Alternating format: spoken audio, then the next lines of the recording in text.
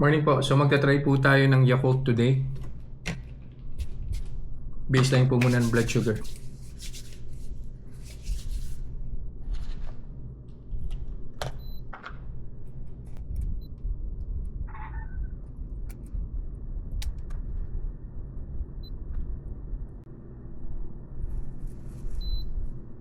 Ayan po.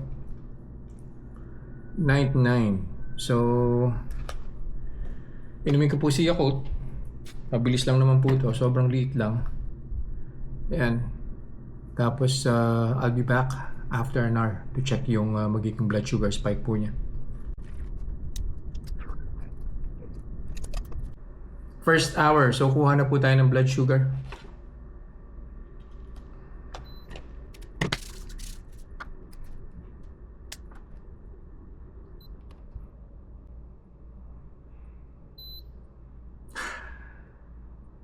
Mataas po yan. So, galing po tayo ng 99, no? So, it's 145 first hour.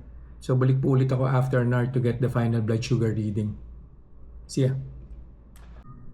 Final blood sugar reading na po tayo.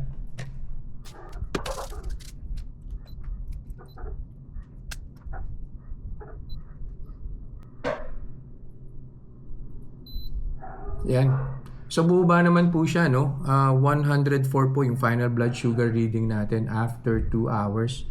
So I think nag-start po tayo ng 99 and then umakyat po siya ng 140 plus, no? Which is nakakatakot yung blood sugar spike na yun. Imagine, napakaliit na bote and it would, shoot up your blood sugar.